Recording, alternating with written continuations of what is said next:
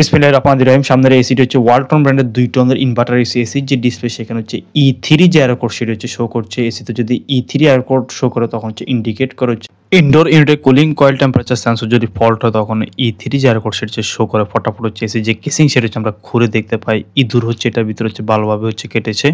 Casing খোলার পর দেখতে পাই এটা ভার্টিক্যাল যে লুবারের যে সুইং যে মোটর সেটা হচ্ছে ভালোভাবে হচ্ছে কেটেছে। আর এখানে হচ্ছে সেন্সর যেটি কুলিং কয়েল টেম্পারেচার সেন্সর সেটি হচ্ছে ইঁদুরে কেটে ফেলেছে। তাই হচ্ছে এসির যে ডিসপ্লে সেখানে হচ্ছে E3 যে এরর কোড সেটা হচ্ছে শো করছে।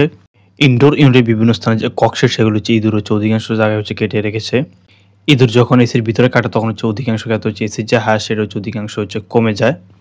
টেম্পারেচার সেন্সর যেটি কেটেছিল সেটা হচ্ছে আমরা জোড়া দেওয়ার চেষ্টা করবো। জোড়া দিয়ে হচ্ছে আমরা এসিটি চালিয়ে দেখবো এটি ঠিকভাবে হচ্ছে ফিডব্যাক দেয় কিনা।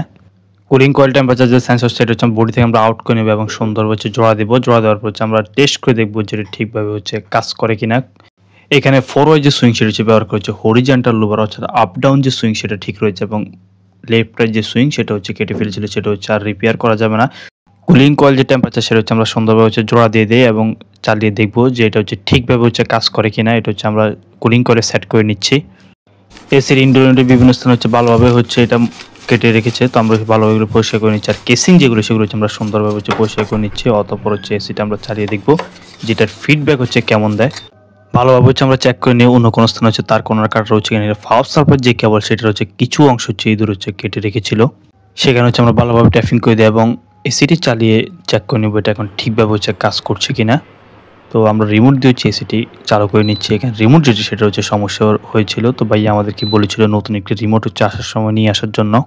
সাধারণত ইনডোর ইউনিট সেটিং করার সময় যদি ইনডোর ইউনিটের আশেপাশে যদি কোনো গ্যাপ থাকে এই গ্যাপ দিয়ে হচ্ছে ইঁদুর হচ্ছে এসির ভিতরে হচ্ছে প্রবেশ করে না। আর বিশেষ করে হচ্ছে ইনডোর আউটডোর 5 কানেকশন যে হোল করা হয়, হোল যদি সঠিকভাবে যদি বন্ধ না করা হয় তাহলে হচ্ছে ইঁদুর হচ্ছে এসির ভিতরে প্রবেশ করতে পারে।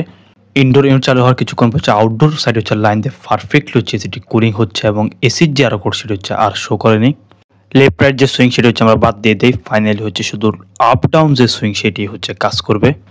এসির ইনডোর ইউনিট স্থাপনের ক্ষেত্রে খেয়াল রাখবেন ইনডোর ইউনিটের আশেপাশে যাতে কোনো গ্যাপ যাতে না থাকে, এতে করে পরবর্তী হচ্ছে এসির অনেক বড় হচ্ছে ক্ষতি হওয়ার সম্ভাবনা থাকে। এসিটি হচ্ছে এখন টেস্টিং রয়েছে। আউটডোর সাইডে হচ্ছে হোল যেটি সেটি হচ্ছে আমরা দেখতে পাই সিমেন্ট দিয়ে বন্ধ করেছিল, তারপর হচ্ছে ইনসুলেশন কেটে হচ্ছে এসির ভিতর হচ্ছে ইঁদুর প্রবেশ করেছিল। নতুন করে সিমেন্টের হচ্ছে আমরা সুন্দর করে হোল যেটি সেটি হচ্ছে বন্ধ করে দেওয়ার ভেন্টিলেটর যেটি খোলা ছিল সেটাও আমরা সুন্দরভাবে হচ্ছে ফিল আপ করে দেবো এবং ভিতরে হচ্ছে যে কেসিং সেটা হচ্ছে আমরা লাগিয়ে নেই। আজকের ভিডিওতে আমরা যে এসিটি কাজ করেছিলাম এটা ছিল ওয়ালটন ব্র্যান্ডের 2 টনের ডায়মন্ড সিরিজের ইনভার্টার এসি। এই এসিটির সমস্যা হয়েছিল রিমোট দিয়ে চালু করার কিছুক্ষণ পর হচ্ছে এসির যে ডিসপ্লে সেটা হচ্ছে E3 যে এরর কোড সেটা হচ্ছে শো করতো। আর E3 এসিতে সাধারণত শো করে ইনডোর ইউনিটের কুলিং কয়েলে যে টেম্পারেচার সেন্সর যদি সমস্যা হয় তখন হচ্ছে এসির ডিসপ্লেতে E3 যে এরর কোড সেটা হচ্ছে শো করে।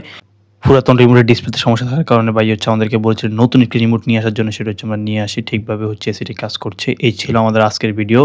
দেখা হবে নতুন কোনো ভিডিওতে। ভালো থাকবেন। আল্লাহ হাফেজ।